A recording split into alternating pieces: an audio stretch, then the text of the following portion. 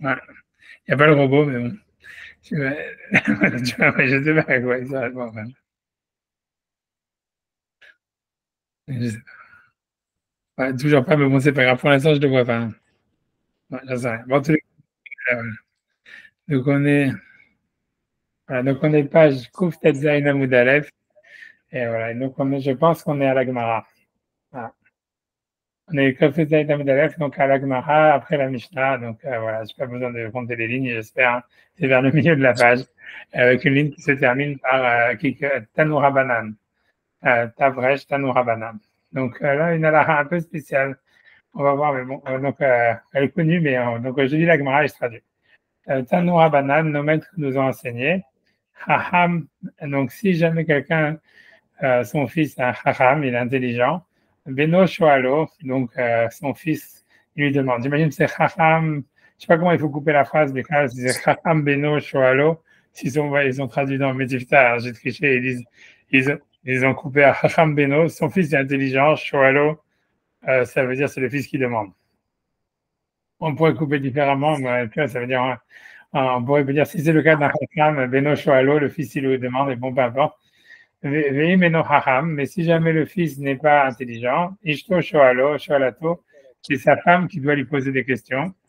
Veimlav, et si jamais sa femme non plus elle n'est pas intelligente, a priori, ou j'en sais rien, ou elle est pas, ou je sais pas, ou s'il n'est pas marié, je sais pas, ou Shoal et Asmo, c'est lui qui doit se poser la question à lui-même.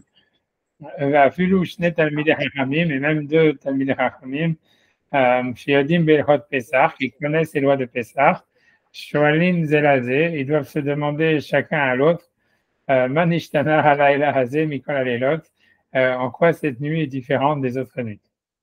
Donc, ça, c'est l'Agmara. Maintenant, la question est de savoir pourquoi.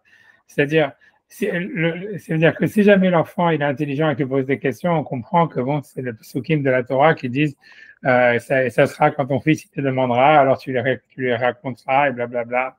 Donc, ça, ça l'air être évident que si jamais le fils il a des questions, il faut lui répondre et que ça, c'est la mitzvah de la Torah. Mais le reste, par contre, c'est beaucoup moins évident, quoi. Pourquoi, surtout dans le cas, on va dire le dernier cas, dans deux Talmidei Chachamim, quel intérêt il y aurait, tu vois, vraiment à se poser des questions et quelles questions on a l'impression qu'ils doivent demander Manishtana. Et bon, et voilà, et à plus forte raison si le type il est tout seul, qu'il doit se poser les questions tout seul. Alors voilà, c'est difficile. Donc, ouais, c'est difficile. Il n'y a pas beaucoup de commentaires sur ça. Je sais pas, on peut regarder Rashi si il n'y a pas de Rashi, sur Rashbam, il y a marqué, il n'y a pas de Rashbam, voilà. Il n'y a pas ni de Rashi ni de Rashbam. Donc, tu vois, c'est étrange. Donc, ça veut dire, on a l'impression, c'est-à-dire, on a l'impression que la mitzvah du récit de la sortie d'Égypte, ça passe que par des questions. C'est-à-dire que, c'est-à-dire que si jamais il n'y a pas de questions, il n'y a pas de, la mitzvah de restaurer de la sortie d'Égypte, de faire le récit de la sortie d'Égypte, il passe que par les questions et c'est étrange puisqu'en fait, on a nous-mêmes, il y a le passage de la Torah qui parle du Eno Yodé Alishol, celui qui pose pas de questions. Quand il y a une mitzvah de lui raconter, même s'il pose pas de questions. Donc, a priori, c'est pour ça qu'on ne voit pas pourquoi il y aurait une obligation qu'il y ait des questions.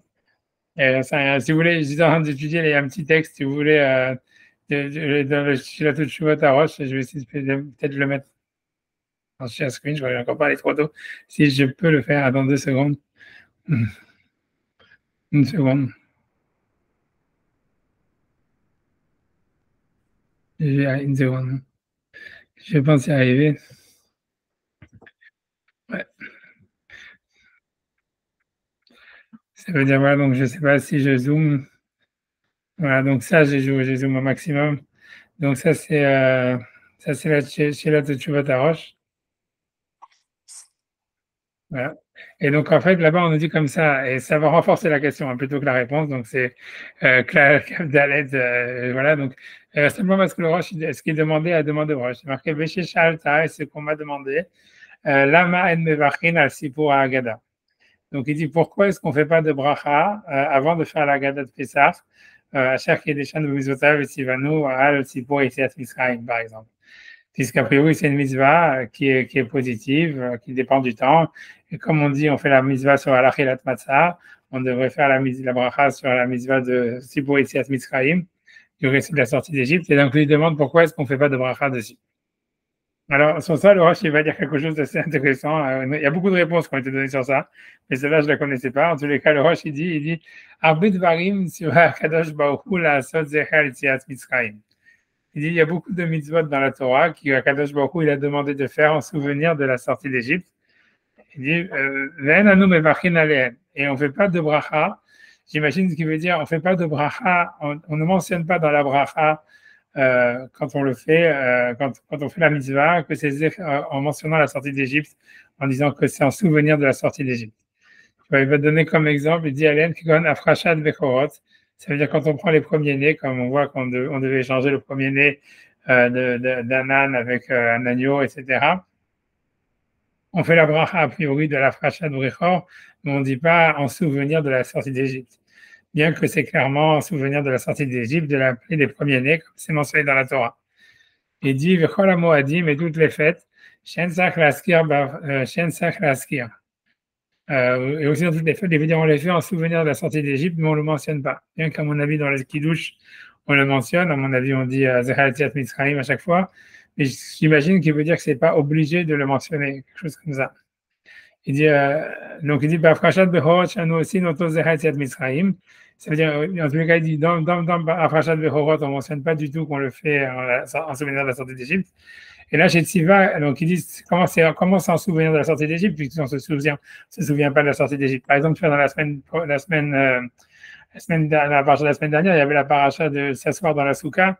Il y a marqué clairement dans la Torah, tu t'asseoiras dans la soukhote pour te souvenir que c'est dans les colonnes de nuée que j'ai fait sortir les enfants d'Israël d'Égypte, tu vois. Et c'est assez clair que c'est pour ça que dans le tour, il dit qu'à chaque fois qu'on rentre dans la soukha, il faut le dire. Je m'assois dans la soukha en souvenir de la sortie d'Égypte parce qu'on a été inconnus. Mais en fait, à part le tour, personne n'a dit de le faire. Tu vois, et la plupart des gens, ils sont dans la soukha et ils ne rappellent pas de la sortie d'Égypte. C'est tout. Ils attendent de savoir c'est quoi. Tu vois, ils disent, OK, tu te rappelles du soukha de l'année dernière, on va dire. Et tu vois, donc voilà, donc il dit, il dit pourquoi on ne mentionne pas la sortie d'Égypte. Donc il dit dans tout ça, il dit là chez Tziva Kadosh Baruch Hu la Satamaase, ça veut dire en fait Kadosh Baruch Hu il a vu qu'on fasse l'action, c'est-à-dire tu t'assois dans la soukha, ou par exemple tu mets les tefilines, même les tefilines c'est un souvenir de la sortie d'Égypte parce que ce que ça raconte dedans c'est la sortie d'Égypte, plus ou moins. Ouais. Enfin, la Satamaase, ou mitorkach anozochim yetziat Mitzrayim. Et donc lui dit que de manière naturelle, ça veut dire comme on fait l'action d'aller dans la soukha, par exemple, ou de faire le rachat du premier-né, ou des choses pareilles, automatiquement, ça veut dire, voilà, même d'un Kohen Mistama, automatiquement, on se souvient inconsciemment de la sortie d'Égypte. C'est dans l'action qu'il y a le souvenir de la sortie d'Égypte.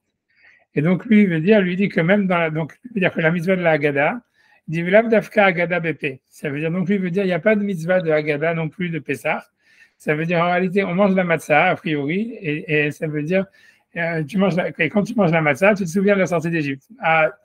Tu t'en souviens pas ni rien, mais ça veut dire que tu n'avais pas besoin en fait de faire le récit de la sortie d'Égypte parce que le fait même de manger de la matzah et du maror, en fait, c'est en soi quelque chose qui est un souvenir de la sortie d'Égypte et c'est pas la peine de le mentionner oralement, quoi. Quelque chose comme ça, c'est building dans l'action.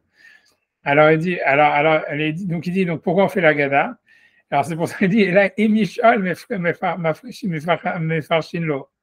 Ça veut dire que c'est simplement si quelqu'un pose des questions, alors qu'il y a une mitzvah de lui répondre, de lui expliquer. C'est ce qu'il dit le Roche. Et donc, ça voudrait dire, et dit, c'est pour ça qu'on ne fait pas de bracha. Ça veut dire que normalement, si personne ne pose de questions, tu pourrais faire le seder sans rien raconter. Parce que tu vois, ça veut dire tu manges la matzah, et ça veut dire et tu manges le maror, et c'est ça, et c'est Misraïm. Donc même si tu ne l'as pas mentionné, tu t'es souvenu de la sortie d'Égypte. Et donc maintenant, donc c'est que facultatif si jamais quelqu'un pose des questions. Si jamais personne ne pose des questions, ben t'avances, tu vois. Donc il dit donc c'est pour ça qu'on ne fait pas de bracha dessus. Et donc ça expliquerait, tu vois, l'Agmara, encore tu vois, c'est ce que l'Agmara dit ici, qu'il faut à tout prix que quelqu'un pose une question, parce que si personne ne pose de question, il n'y a pas de mitzvah de faire le récit de la sortie d'Égypte. Mais comme je vous dis, c'est très difficile avec l'histoire de Misheno Yodé Alishol, c'est-à-dire qu'on voit clairement que celui qui est Misheno Yodé Alishol, il est comment dire, il y a une mitzvah de lui raconter, même s'il ne pose pas de questions, tu vois. Donc, je sais, tu vois, c'est possible, je sais pas, tu vois. Parce que je me suis dit, peut-être, Moi, je pense, tu vois, ça veut dire, il y a des réponses. Moi, ce que j'ai l'impression, c'est comme ça, c'est que la mitzvah de raconter la sortie d'Égypte à celui qui pose pas de questions, c'est uniquement si jamais le type, il sait pas. C'est-à-dire, imagine, il y a un enfant, c'est sa première, il n'a pas été à l'école juive ni rien du tout, et c'est son premier Pessah, ou j'en sais rien où il s'est parlé. Alors, à ce moment-là, il y aurait une mitzvah de lui raconter la sortie d'Égypte, parce que c'est comme quelqu'un qui, voilà, qui pose pas, qui s'est pas posé de questions, mais il n'a pas l'information, quoi. C'est pas qu'il s'est pas posé de questions parce que il n'a pas de problème, mais c'est parce qu'il sait même pas qu'on est sorti d'Égypte. Alors là, il y aurait la mitzvah de raconter la sortie d'Égypte à ton enfant parce qu'il n'est pas au courant. Mais je pense que si tout le monde sait, alors à ce moment-là, il n'y a plus de mitzvah de raconter, tu vois, de raconter si jamais personne ne pose de questions. C'est ça l'idée, quoi. Et qu'à ce moment-là, la mitzvah, elle commence que si jamais quelqu'un pose la question, parce que c'est marqué dans la Torah, Vaya Kishar Rabincha, et que tu es obligé de répondre, etc. Un truc comme ça, tu vois. En tout cas, ça expliquerait pourquoi tu vois l'importance, tu vois que cette halakha-là, qui est un peu très étrange, qui dit que voilà, même quelqu'un qui est tout seul, il doit se poser la question tout seul pour répondre. On a l'impression, mais tu vois, selon le Roche, ça serait un truc comme ça, c'est que si jamais pas de question, il n'y a pas de mitzvah de raconter. A priori, il faut ajouter que celui qui est noyé à l'école, il y a une mitzvah de raconter parce qu'il ne connaît pas l'information. Mais si on connaît l'information, en plus on ne pose pas de questions, donc il n'y a aucune mitzvah. Et c'est pour ça qu'on ne fait pas de bracha, puisque en fait on sait tous qu'on est sorti d'Égypte. Donc la seule manière de faire la mitzvah, c'est de poser la question. Et quand on pose la question, on ne fait pas de bracha parce que c'est facultatif. C'est-à-dire le type, il aurait pu ne pas poser la question. Donc ça justifie qu'on fasse le bracha. C'est un truc comme ça, tu vois, qu'il faut dire, etc. Tu vois, je vous avais dit une fois que, tu vois, j'ai vu même que dans mes tifta, il cite le mec bracha, ce qui m'a super étonné, tu vois, mais lui, voilà, il expliquait qu'en fait, ça veut dire qu'il y aurait une mitzvah de, tu vois, ça veut dire, ouais, que la question, ça définit la mitzvah, quoi, grosso modo. Lui veut dire, ce qu'il veut dire, c'est-à-dire qu'en fait, normalement, ça veut dire ce que lui, le mec bracha, il dit, ça veut dire, comme je dis, c'est la Pomerance, la salle, que lui dit comme ça, il dit, à partir du moment où ça ne va pas aussi loin que le Roche, tu vois, le Roche qui est ancien, quoi, le Roche, c'est un auteur du Moyen-Âge. Lui, en fait, je ne sais pas s'il avait vu cette chouette à Roche, mais il dit comme ça, il dit, comme le marqué dans la Gada, que quelqu'un qui dit Pesach, Matzah ou Maror, il a été quitte de la mitzvah. Donc, ça veut dire, en fait, tu vois, ça s'arrête là. Donc, ça veut dire, en fait, on n'a plus de mitzvah une fois qu'on a dit Pesach, Matzah ou Maror.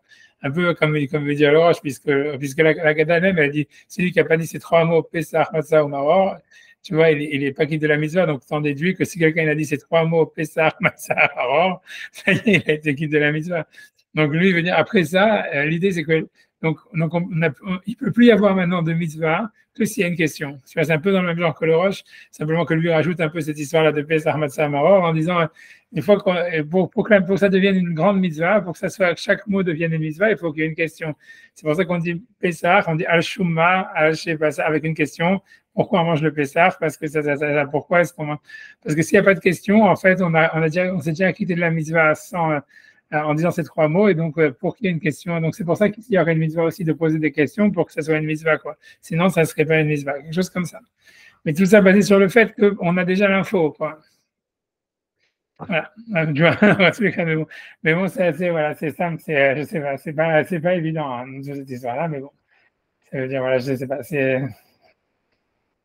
ouais, parce que ça reste difficile de pourquoi, en fait, ça serait basé sur, ouais, je sais pas. Ouais, non, ouais. Je sais pas, tu vois, c'est ça, ça voudrait dire, ouais, c'est que comme l'enfant, je sais pas, whatever, je sais pas, c'est quand même une drôle de mitzvah, quoi.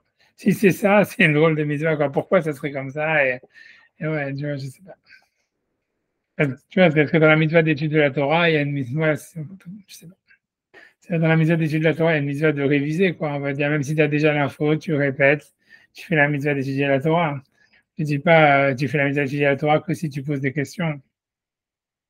Il faudrait aussi avoir une déduction des versets pour apprendre ça. Encore une fois, le fait que dans Vegata Levincha, ça veut dire, c'est pour ça, il faut dire que dans je sais pas, c'est vrai que dans le passage qui parle de la question, il est marqué, et ça sera quand ton fils te demandera et tu lui diras. Donc, il semblerait que tant qu'il ne pose pas de questions, il n'y a pas de mise à lui dire. Je sais. En tout cas, c'est ce que l'agma a dit, c'est quelque chose d'un peu étonnant, qui a beaucoup de quoi parler. Mais bon, en tout cas, ça, c'est la halakha. Et ça veut dire que voilà, quand même, si quelqu'un est seul, il doit se poser la question à lui-même. Et voilà. Et a priori, la question qu'il demande, c'est les questions du Manishtana. Maintenant, on va voir par la suite, c'est pas du tout évident. Ok, donc j'avance dans la Gemara. En tous les cas, la Gemara dit chez Bekol Alelot, Anu Madvilim Pa'amahat, c'est-à-dire que toutes les autres nuits, on trempe une seule fois. Alayla Azeh, Shte Pe'amim, cette fois-ci, on trempe deux fois.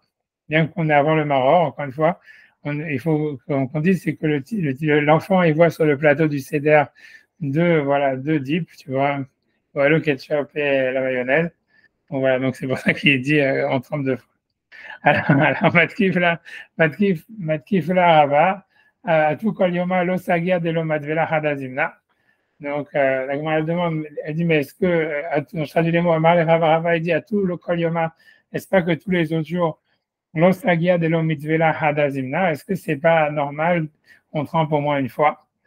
Ça veut dire, voilà, comment est-ce que l'enfant il peut s'étonner de dire, ça veut dire, parce qu'on dit toutes les autres nuits, on trempe une fois, cette fois-ci, on trempe deux fois.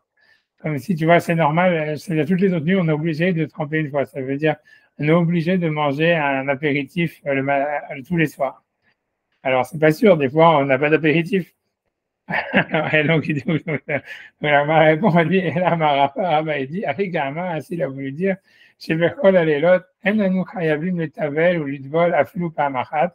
Ça veut dire, les autres nuits, on n'est pas obligé de tremper, ça veut dire de prendre un apéritif. À Laïla Azé, Shte Pamim, cette fois-ci, on est obligé de tremper deux fois, de manger deux apéritifs. Alors, la Gemara demande, mais Matkif la Rav Safra, il demande, Yuval et Dardeke, ça veut dire, est-ce que l'enfant Dardeke, il comprend qu'est-ce qu'on est obligé de faire? Il n'est pas, et ça veut dire, lui, il sait pas, il est obligé de rien du tout, et tout ce qu'il voit, en fait, que les gens, ils mangent du carpas, ils mangent je sais pas, un légume trempé dans l'eau salée, après, ils vont manger un deuxième trempé dans le haroset. Il ne voit pas que c'est une obligation, donc comment est-ce qu'il peut poser la question, est-ce qu'on est obligé de se tremper deux fois alors que les autres nuits, on n'est même pas obligé une seule fois? D'où est-ce qu'il connaît qu'est-ce qui est une obligation, qu'est-ce qui n'est pas une obligation? Et la Marava, donc Rava dit, et la Marav Safra dit, ainsi est la question, ainsi il était enseigné, en madvin afilou pa'amachat, ça veut dire on ne trempe pas, même pas une fois, alayla azeh shte pamim, cette fois-ci deux fois.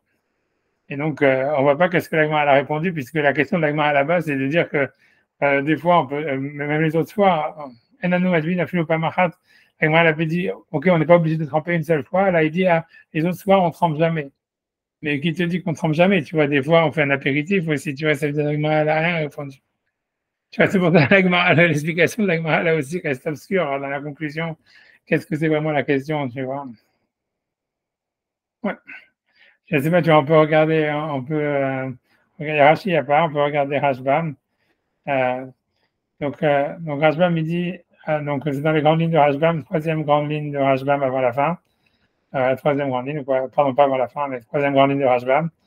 Atu kol yome lo sager de lo madvilin, donc de madvilin. Est-ce que, donc, l'Agma avait demandé, dans le texte tel qu'il est marqué dans la Mishnah, c'était de dire, toutes les autres nuits, on trempe une fois. Donc l'Agma a dit, est-ce que toutes les autres nuits, on est obligé de tremper une fois?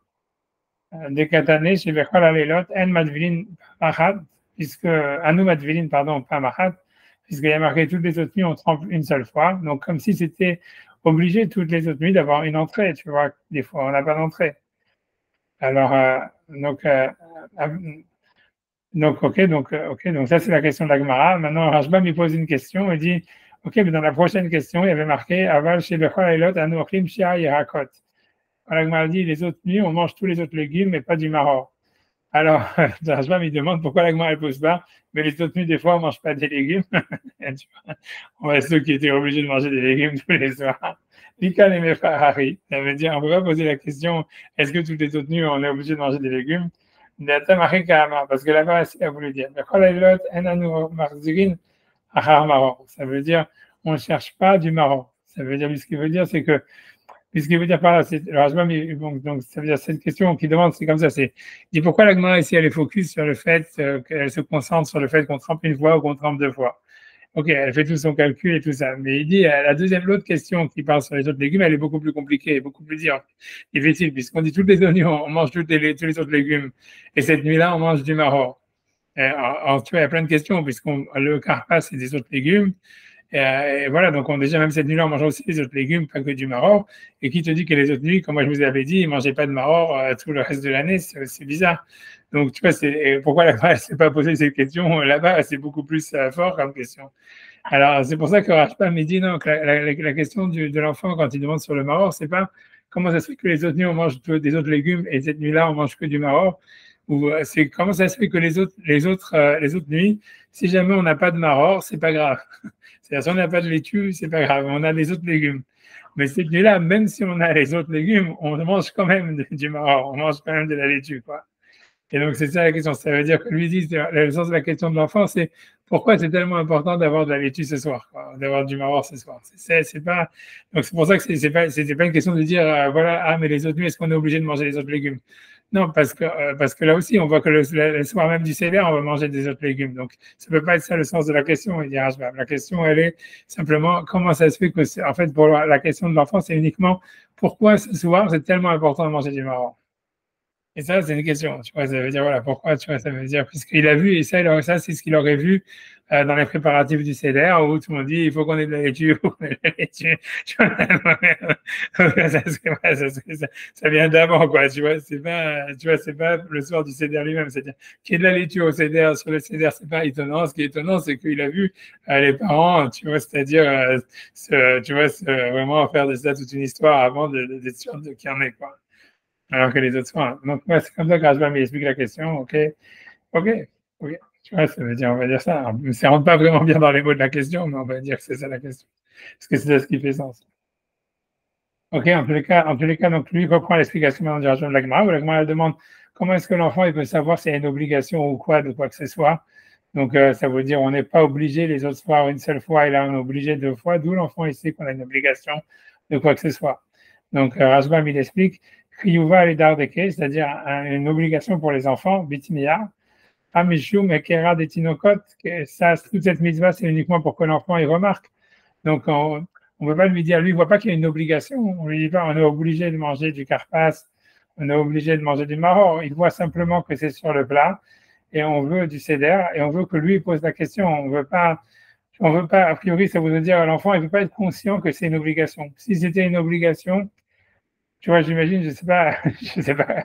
Moi, je comprends, c'est sûr que Rajbam, il comprend la question différemment. Rajbam, on a l'impression qu'il veut dire, c'est pas une vraie obligation. Comment est-ce que l'enfant, il peut croire que c'est une obligation? Manger du karpas, etc. C'est pour qu'il pose des questions, c'est pas une vraie obligation. C'est comme ça que lui, il comprend la question.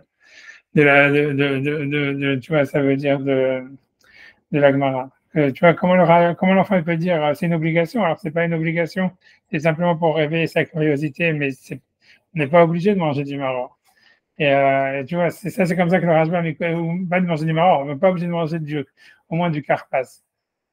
Et donc, donc ça ne peut pas être une obligation. C'est comme ça que lui comprend la question.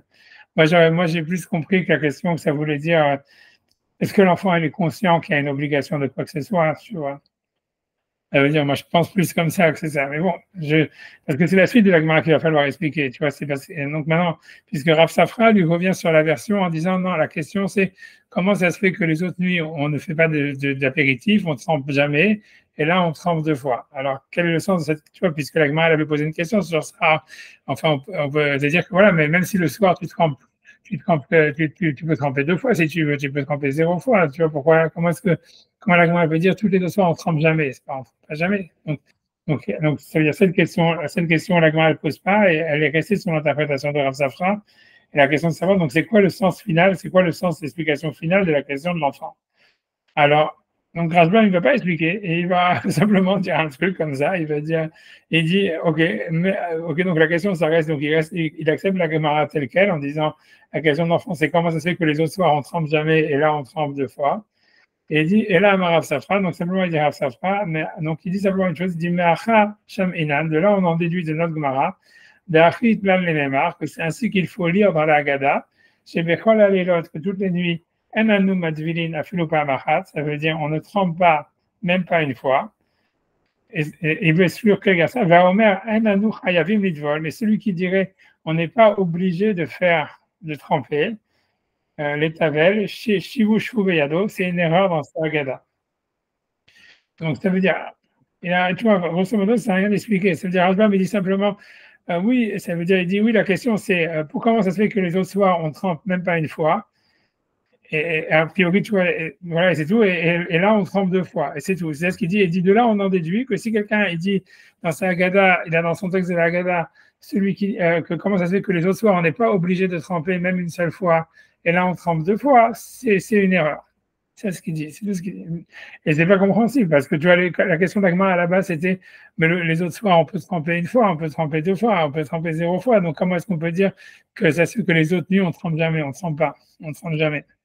Tu vois, c'est la même question. Donc, ça veut dire, si tu veux, si on expliquait comme dans Rashbam, il veut exclure, ça veut dire, on pourrait comprendre. Ça veut dire, les autres soirs, on n'est pas obligé de tremper. Tu vois, ne serait-ce qu'une fois. Et cette fois-ci, et ce soir, on est obligé de tremper 2 fois. Ça serait plus ou moins ça le sens de l'agma. Mais Rashbam, il exclut ce pshat-là et il dit, en fait, tu vois, et en plus de ça, voilà, l'agma elle-même, elle a dit, un enfant, il ne comprend pas ce qui est une obligation, tu vois. Une obligation. Donc, en fait, la conclusion de l'agma, tu vois, elle reste complètement inexpliquée. Tu vois, tu vois, j'ai pas vu même dans mes dividendes, tu vois, c'est quoi le sens de la réponse à la fin, c'est quoi la conclusion. Tu vois, moi, je sais, ça sert à rien, tu vois. Moi, j'aurais expliqué l'agmara comme ça. Moi, j'aurais expliqué que l'agmara veut dire au début. Moi, je pense que c'est oui une question d'obligation et que l'idée, ça veut dire que l'agma dit, s'il avait dit on n'est pas obligé ou on est obligé, ça veut dire que l'enfant, il est obligé de faire karpas et maror. Et moi, je pense que quand l'agma elle pose la question, elle dit mais est-ce qu'un enfant, il peut avoir une obligation? Ça veut dire, c'est sûr que l'enfant, tu vois, on va pas l'obliger à manger du maror, on va pas l'obliger à manger du karpas s'il veut pas. Mais je pense ce que l'agma elle veut dire, c'est que en fait, nous, on est obligé. Ça veut dire que l'enfant, il voit que les adultes, eux, ça veut dire ils font le karpas, ils font le maror, et donc, et que normalement ils le font pas, et qu'ils le font bien parce qu'encore une fois, c'est comme avec l'histoire du maror, comme il a expliqué Rashbam, c'est que l'enfant, il voit que les parents, ils se sont cassés la tête à ce qu'il y ait du maror sur la table, alors que jamais le reste de l'année, bon, s'il n'y a pas de laitue, il n'y a pas de laitue, c'est pas grave, tu prends autre chose. C'est ça ce qu'il dit Shar Yerakot, ça veut dire Bechol Ailot, Anu Ochlim Shar Yerakot, ça veut dire on mange pas du maror, on mange n'importe quel légume, on n'a pas vraiment, on n'a pas voilà, on n'est pas particulier, on se met pas le martel en tête de dire ah il faut du maror, il faut du maror. Et cette nuit-là, on est très très très, on fait très attention de manger du maror. Ça c'est la question. Je pense que tu vois dans la question ici avec tremper 1 fois, tremper 2 fois, c'est la même chose. C'est les autres nuits. Ça veut dire si on trempe, si on mange, on a une entrée, on a une entrée, on n'a pas d'entrée, on n'a pas d'entrée. Cette nuit-là, comment ça se fait alors peut-être pas obligé, c'est ça ce que la Gemara veut dire, on peut pas dire le mot obligé, c'est peut-être ça aussi ce que Rashbam veut dire, parce que obligé, ça veut dire que tu obliges l'enfant, et a priori la Gemara veut dire non, on peut pas obliger un enfant à manger du maror, on peut pas obliger un enfant à manger du karpas, tu vois, ça veut dire, puisqu'on parle d'un enfant petit, tu vois, qui doit avoir 4 ans ou 5 ans, donc on peut pas l'obliger à manger ça, mais s'il ne veut pas en manger, mais ça veut dire qu'il voit, moi je pense que l'idée c'est qu'il voit que les parents, eux, ils se sentent obligés. Et que c'est ça la question, tu vois, c'est ça l'idée, c'est ce que l'agma veut simplement dire que les autres nuits, ça veut dire, vous sentez pas obligé de manger une entrée, de tremper un légume avant de manger, et là, vous vous sentez obligé de tremper 2 fois. Un truc comme ça, tu vois, je pense. Et que la réponse d'Agma, c'était simplement sur le point que, avant, on avait l'impression que Rav Papa ou Rav Safra, ils voulaient dire qu'on obligeait l'enfant à manger du maror. Et l'Agma a dit quoi? Tu n'as pas obligé un enfant à manger du maror. Alors, c'est pour ça que l'Agma a dit non, on trempe 1 fois ou 2 fois. Mais l'idée, c'est que ça reste une question d'obligation quelque part. Moi, c'est comme ça que je comprends. Sinon, le sens littéral même de l'Agma, je ne vois pas comment est-ce qu'on pourrait le comprendre différemment. Je ne sais pas comment on peut le comprendre. Tu vois, Rashbam, il n'a pas expliqué. Tu vois, parce qu'il est parti sur une tangente de dire qu'il ne faut pas dire obligé, pas obligé. Il n'a pas expliqué c'est quoi le sens. Je n'ai pas regardé dans les commentateurs, j'ai vu, tu vois, dans mes tiftas non plus, ils ont laissé comme ça. Donc, à mon avis, tu vois, ça veut dire, ni t'assois ni rien. Donc, à mon avis, moi, c'est l'explication que j'ai, c'est ça. En fait, c'est que la question, elle est, l'enfant, il voit que les adultes se sentent obligés de le faire. Et c'est sur ça sa question. Ça veut dire, voilà, les autres nuits, vous sentez pas obligé de tremper 1 fois. Et cette fois-ci, vous vous sentez obligé de tremper 2 fois. Et tout ce que la Gemara a dit qu'on dit pas on est obligé, c'est parce si l'enfant il disait on est obligé, ça veut dire que tu as obligé l'enfant. Et la Gemara, elle pense pas qu'on peut obliger l'enfant à manger du maror. Je pense que si c'est le chat de la Gemara, c'est un chidouche, je sais pas, mais j'ai pas vu d'autres explications, il faut bien dire quelque chose, tu vois. Ouais, tu vois, donc, je sais pas, j'ai pas non plus regardé, j'ai pas préparé non plus beaucoup, j'ai 5 minutes avant, mais de ce que j'ai vu, personne n'explique autrement. Bon, bref. Donc, donc voilà, donc on continue la Gemara, tu vois, donc il n'y a toujours pas de phosphone ni rien du tout.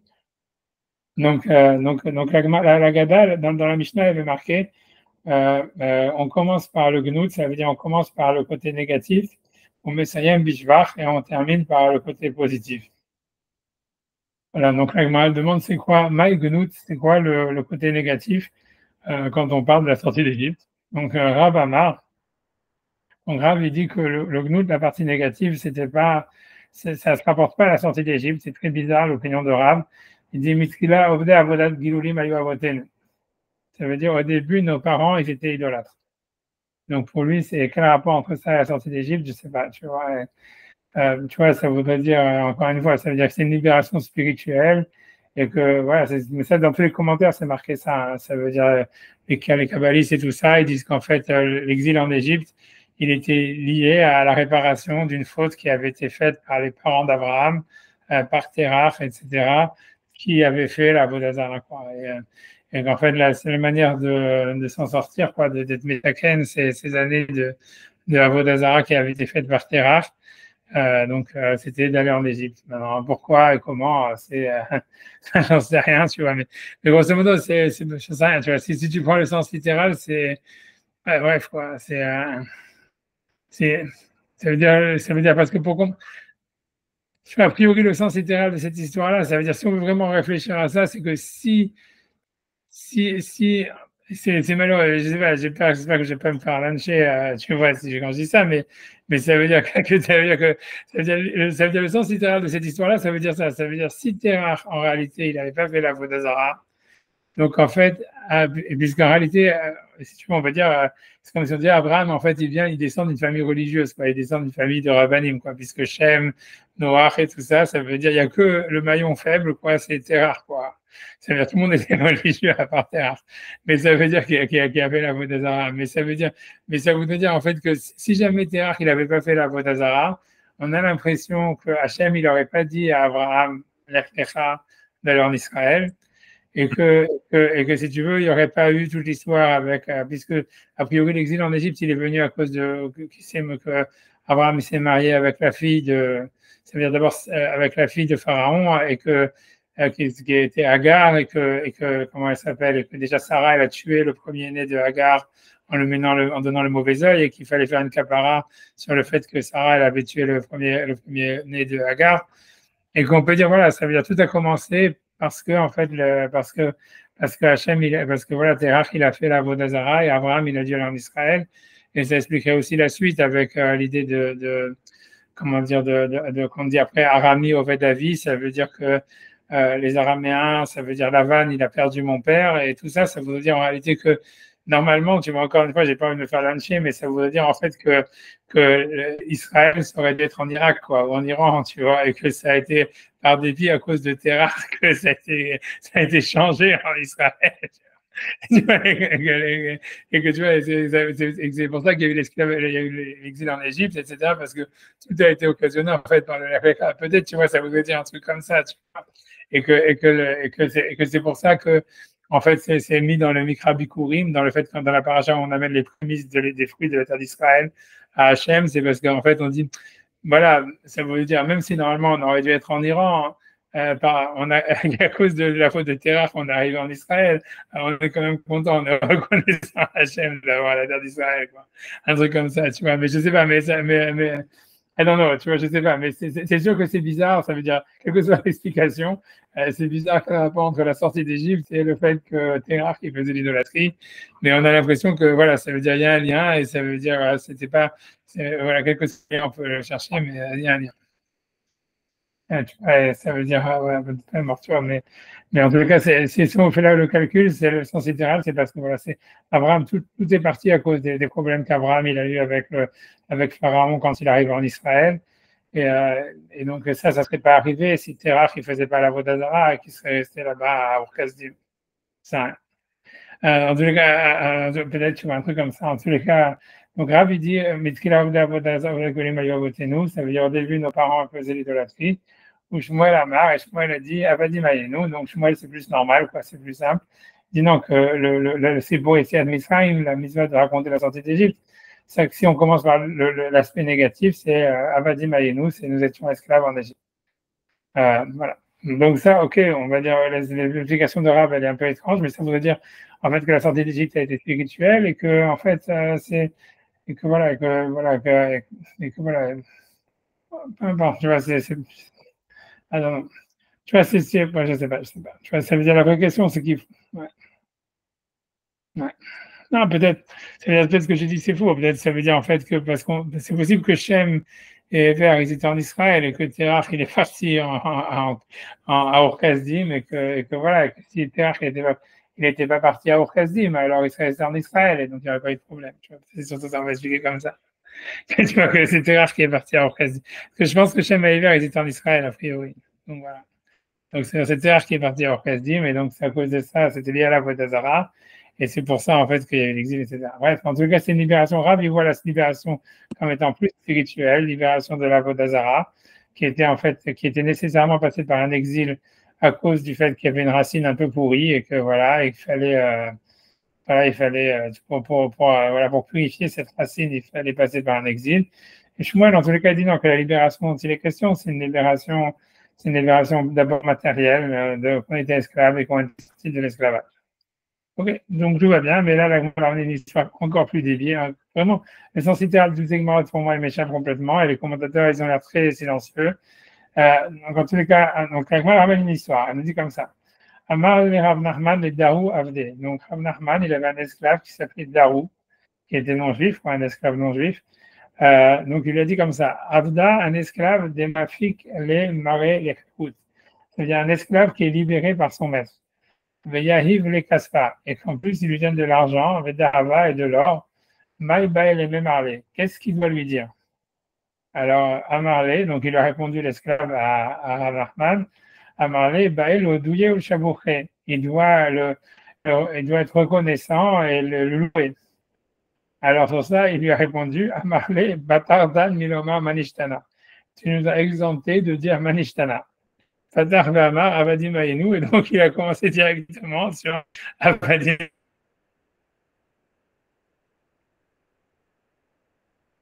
Aïnou. Et là, tu vois, c'est complètement pas compréhensible, tu vois, parce que là, il n'y a vraiment aucun rapport avec la sortie d'Égypte. C'est-à-dire, OK, sur, sur le non-dit, il y a de la. OK, c'est comme mon avis dans le rush qu'il faut quoi que ce soit. Et tu vois, mais c'est tout. Et les commentaires, ils disent rien sur ça. Hein. Ça veut dire, je ne sais pas si dans Barasco, ils disent quelque chose. Ils disent, ils disent pas,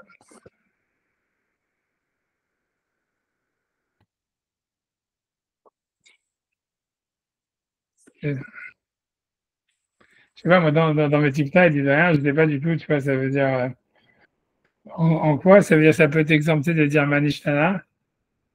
Alors, tu vois, on comprend le sens, tu vois que c'est ça le sens de la Haggadah et tout, mais peut-être que ça veut dire que c'est Rav Nachman qui a posé des questions. Je sais pas.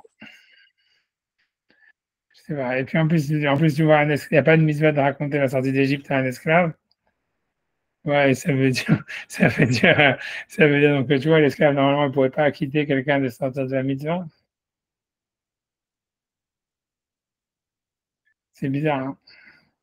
C'est encore une fois, on avait vu que cette histoire de Manishtana, que quand vous avez vu, quand on avait raconté l'histoire de l'enfant qui avait dit, avant ça, qui avait Rava, qui était, je sais plus, qu'il avait, ils avaient mis la table et puis ils ont enlevé la table. Et je crois, il y a Rabat, ou je sais plus, Rava qui dit, mais pourquoi vous enlevez la table? On n'a pas encore mangé. Et Rava, il dit, ah, tu nous as exempté de dire Manishtana. Et que Tosfot, il dit non, il fallait quand même dire le Manishtana, tu vois, c'est que simplement, ça veut dire. Et Rajba me dit non, non, c'est pas la peine de dire le Manishtana. Tu vois, tu vois, je sais pas, peut-être des fois, il a été comme Tosfot, il a dit là-bas, tu vois, c'est Tosfot là-bas quand il avait dit, l'enfant, quand il avait vu qu'on enlevait la table, il avait dit, pourquoi vous enlevez la table? Il avait dit, tu nous as exempté de dire Manishtana.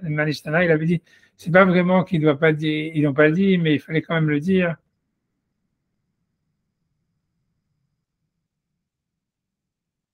Voilà, si vous voulez, dans Dafkou, peut-être même à Moudbet, dans la page d'avant, le dernier Tosfot, Où tu vois, donc il y avait l'enfant qui avait enlevé la table.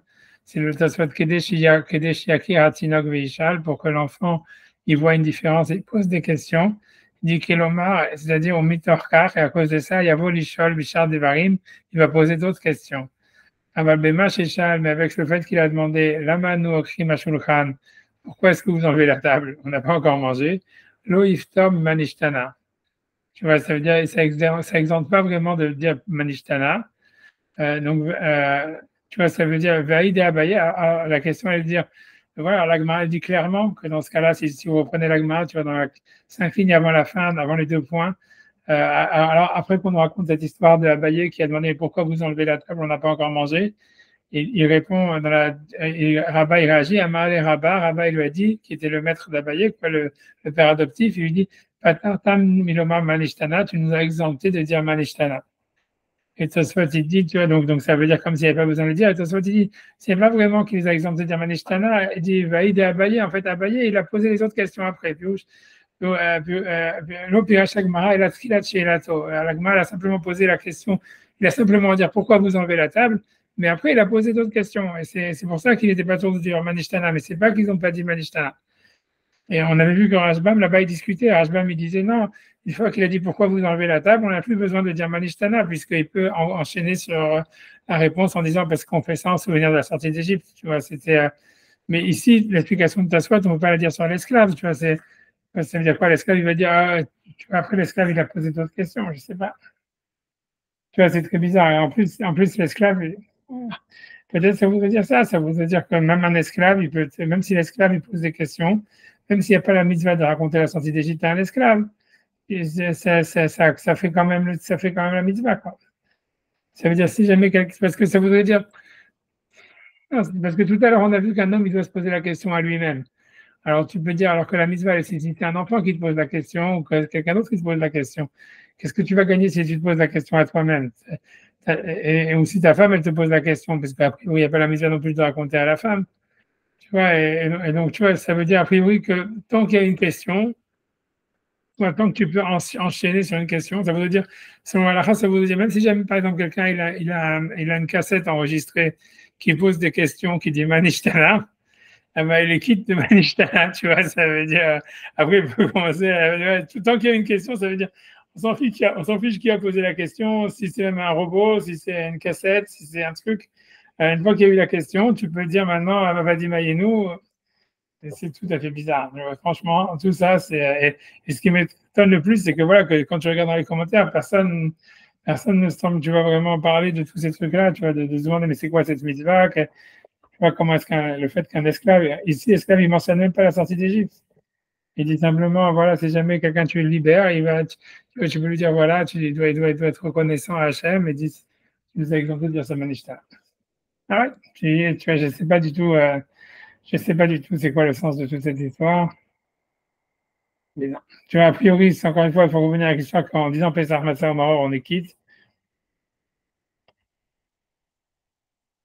Je ne sais pas. Ah non, non. Ça veut dire peut-être c'est possible que tu vois en fait que parce qu'en fait on voit qu'il n'y a pas de mitzvah sur les enfants de poser la question et il y a une mitzvah pour les parents de raconter. Donc c'est ça l'idée quoi. C'est en fait c'est donc quelle que soit la question, quel que soit le type qui a posé la question, tant que toi ça te permet de raconter, c'est pas grave, tu vois, c'est bon. Un truc comme ça, c'est ce que ça veut dire quoi. C'est pas une mitzvah sur les enfants, c'est une mitzvah sur les parents. Et donc voilà, donc si c'est un esclave qui pose des questions ou qui raconte qui dit ça, que ça n'a rien à voir, c'est pas grave. Tant que l'enfant, tant que maintenant le père il a une base pour mettre son récit, c'est bon. Ah non, non, c'est pas clair. Ça, c'est pas clair. Comme je vous dis, tu vois, c'est pas clair. C'est pas clair. Comme je vous dis, non, non, c'est pas clair. Ah, j'avance. Tu vois, c'est parce que j'ai pas d'autres trucs. Hein. Je vous dis, il y a le seul truc, il y a le mec Bracha. Moi, je l'ai ici, le mec Bracha, qui parle de ça, qui ramène cette histoire, quand même, dans mes Tifta, il dit avec la mitzvah de raconter le sortie d'Égypte. Tu vois, lui dire qu'il y a, comme une fois, il y a plusieurs mitzvot, mais à la fin, tu vois, ça reste bizarre, ça reste. Encore une fois, ça veut dire, c'est quand même bizarre que, c'est quand même bizarre Ici, il n'y a pas de question, il n'y a rien. L'esclave, il a simplement dit, voilà, il faudrait louer Hachem. Si jamais il faudrait louer Hachem, s'il faudrait louer quelqu'un, il faudrait être reconnaissant à quelqu'un s'il nous a libérés, il nous a donné de l'argent. Avec ça, tu as été quitte des questions de Manishtana en rapport à la sortie d'Égypte.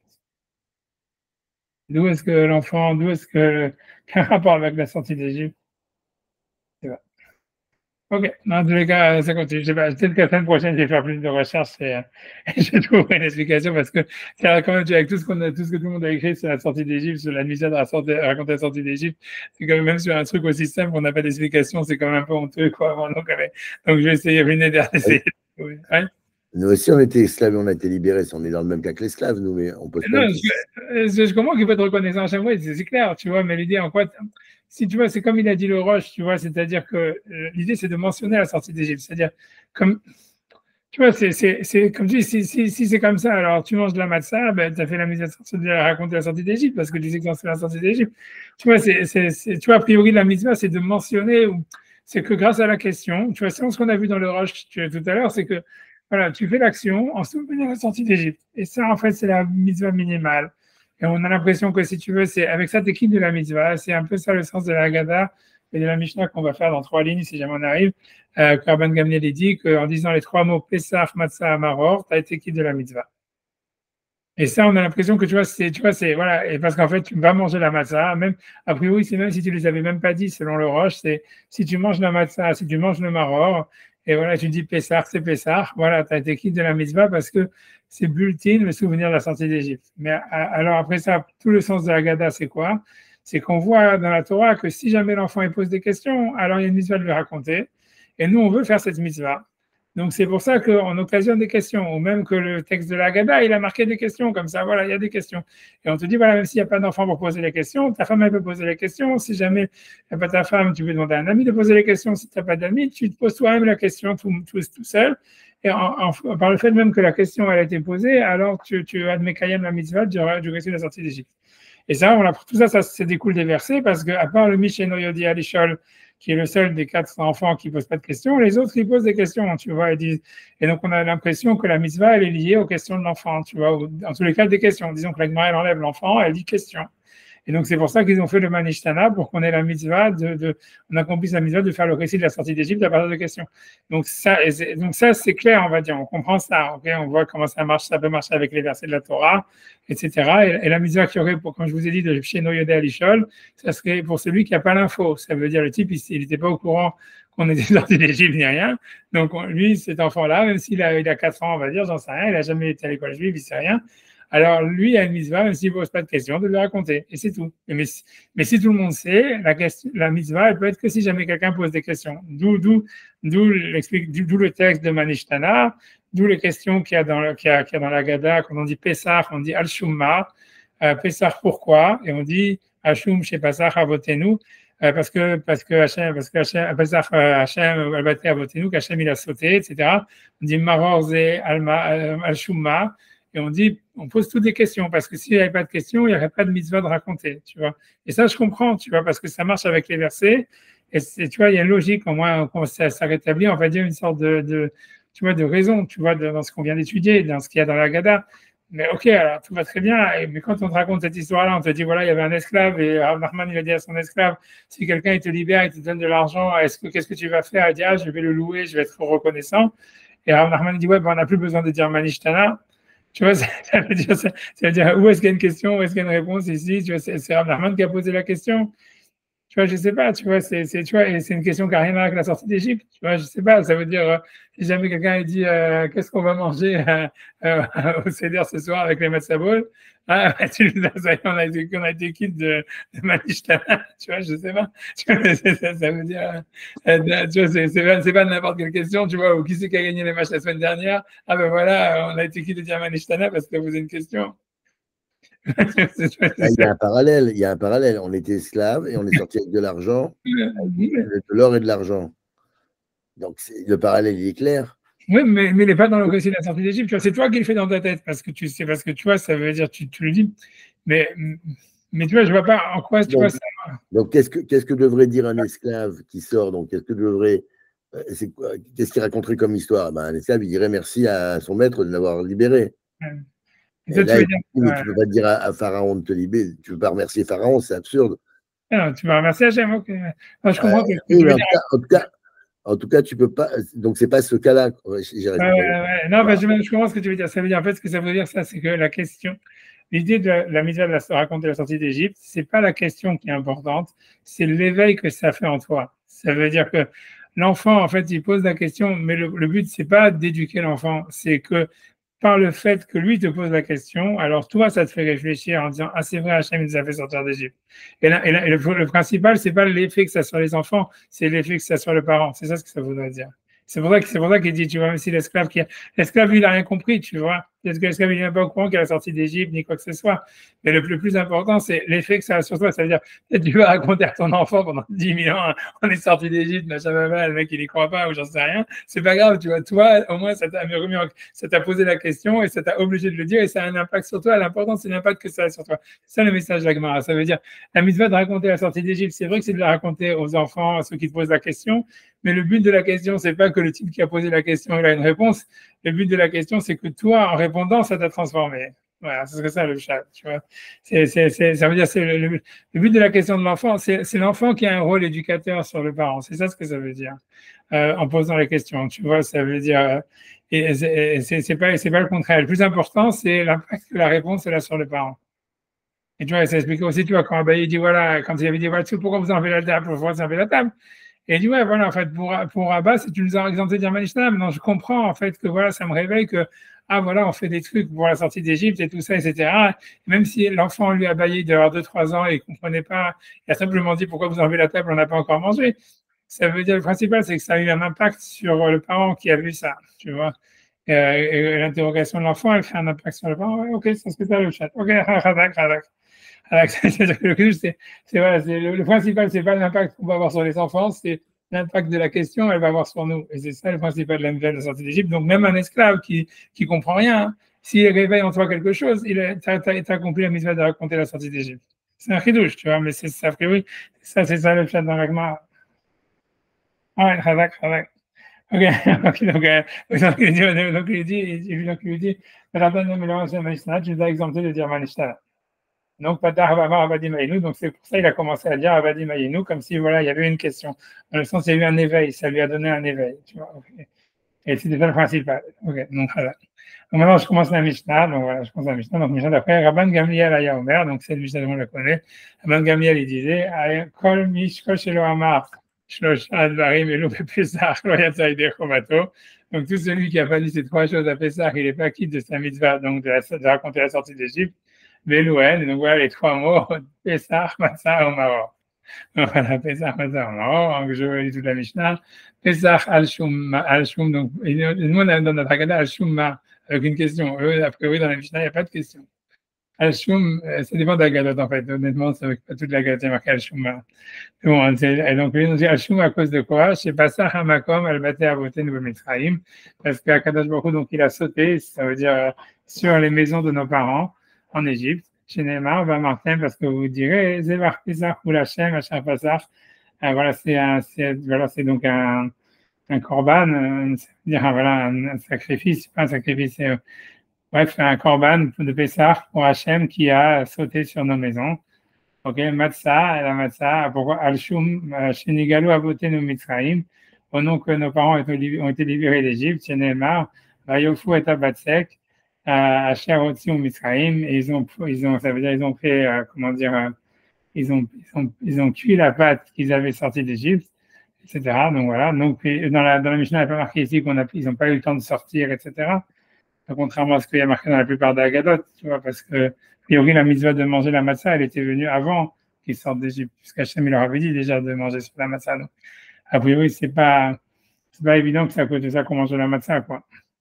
Donc, en tout cas, dans la Mishnah, c'est pas mentionné comme chez nous, dans la Gadot qui dit parce qu'ils sont sortis rapidement, qu'ils avaient le truc, il n'a pas eu le temps de faire un manteau. Ok, Maror, Al-Shum, chez Marou, Amitzrim, et Chayavoté, Mitzrayim. Donc, le Maror, c'est au nom que les Égyptiens, ils ont rendu nos vies amères en Égypte, chez Neymar, puisque le verset dit, Marou et Chayem, ils ont rendu leur vie amère. Okay. Donc, a priori, tu vois, dans le texte de la Gada de la Mishnah, il est très court parce qu'on passe directement de ça à, tu vois, un peu Kol Dor Vador. Ça veut dire, voilà, ils avaient Manishtana, Avadim Ayenu, et ça. Et puis voilà, après, Kol Dor Vador, c'était rapide.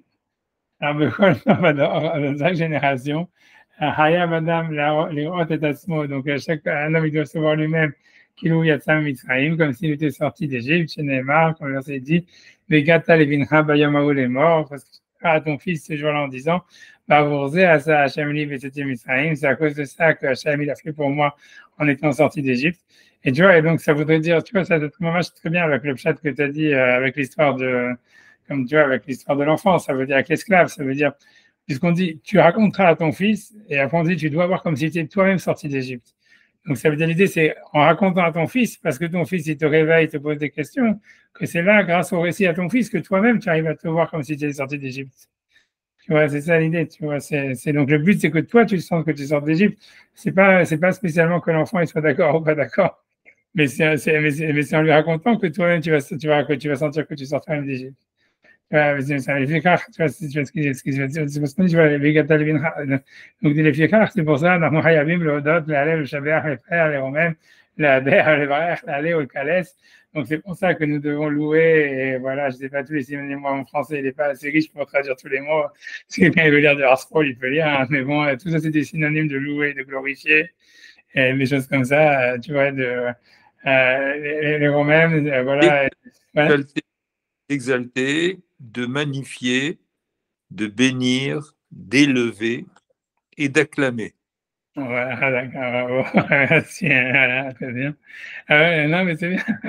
Voilà, donc, voilà, c'est bien. Ok, le Mishiasa, la beauté nouvelle à nous, c'est celui qui a fait pour nous et nos parents, et Kolanissim Aelou, tous ces miracles-là, aussi à nous, à toutes les routes.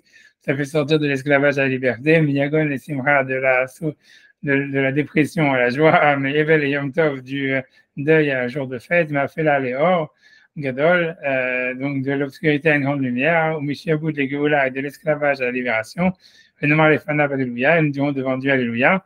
Donc là, on a une marloquette, donc normalement il y a les deux mizmorim, et donc la question est de savoir où est-ce qu'on coupe le Hallel.